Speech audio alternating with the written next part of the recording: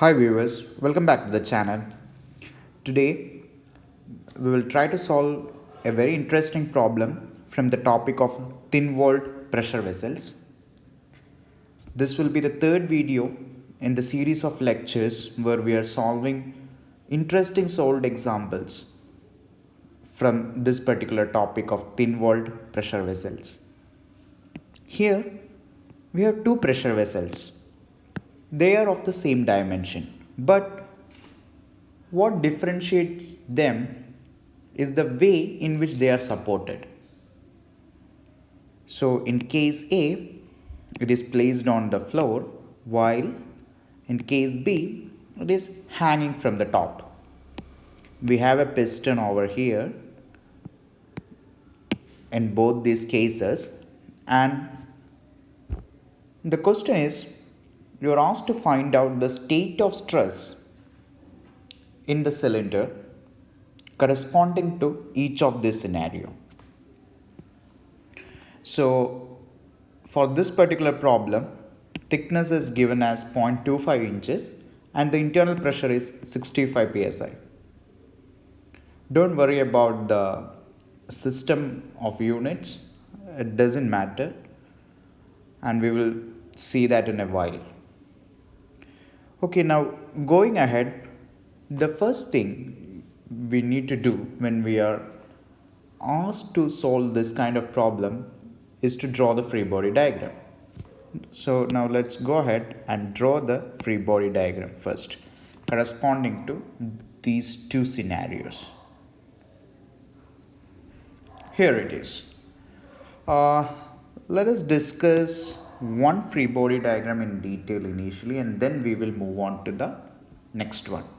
So initially, let's talk about the case A, wherein your cylinder is resting on the ground.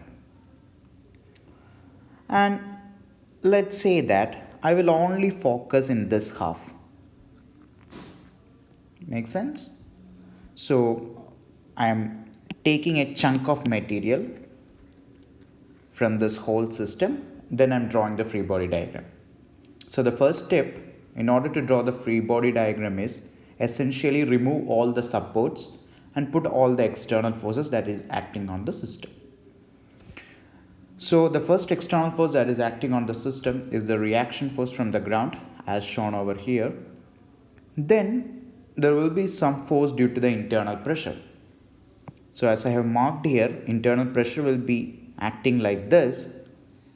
Then the key takeaway is that this internal pressure will be acting on this closed area.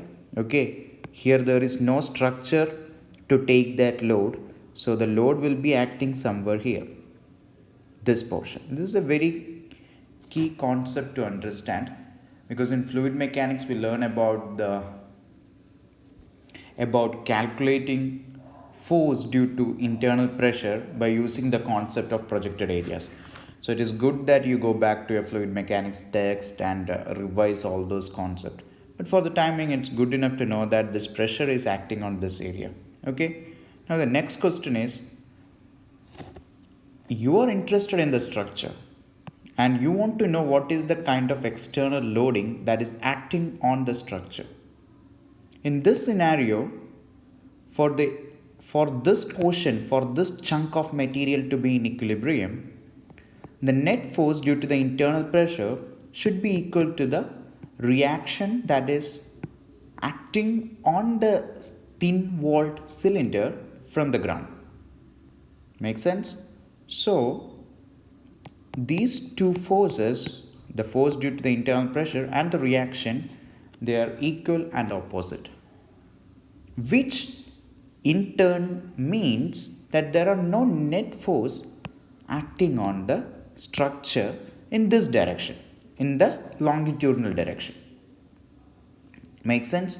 So if you take the state of stress, let's say at this point, or let it be any point within the thin walled cylinder, then your longitudinal stresses will be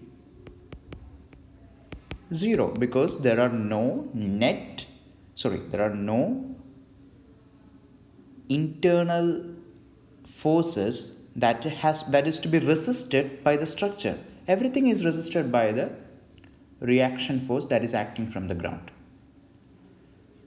But there will be hoop stresses, or there will be circumferential stresses, which is given by the formula PR by T.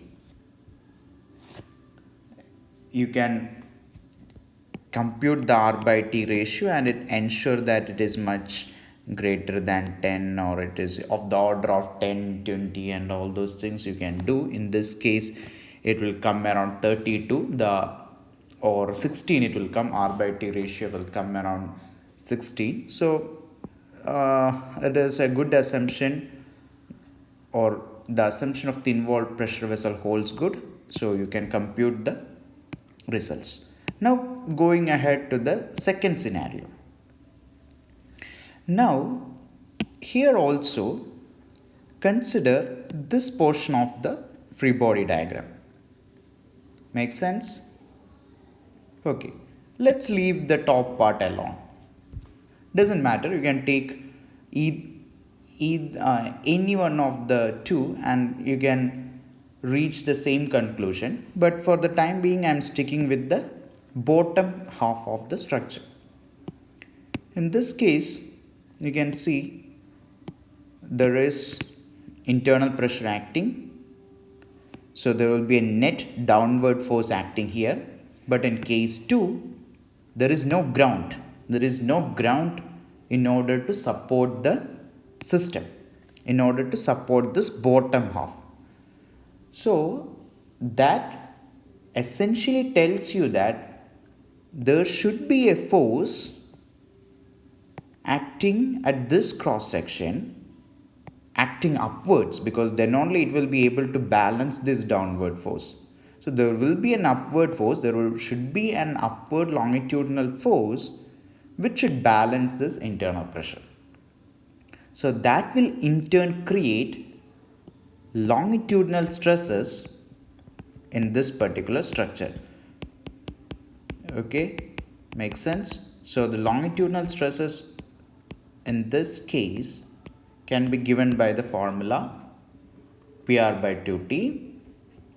Sigma hoop will be given by the formula PR by T.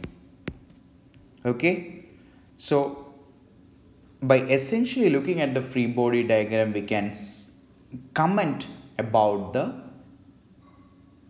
state of stress present in the structure. So it's a very important thing. Whenever you hear thin walled cylinders, don't jump and you say that every time the state of stress will be similar to that of a biaxial stress state where there will be hoop and longitudinal stresses. Don't jump into that conclusion very fast. Have a look at the structure. Think of just analyze the system using free body diagrams and see whether there is a possibility of a net force arising in the longitudinal direction in the structure. Okay, so I hope that makes sense. So the tooth systems look similar in shape, look similar in size, but depending upon the kind of support that it has got, the state of stress is different in the wall. I hope you understood the concept. So thanks for watching.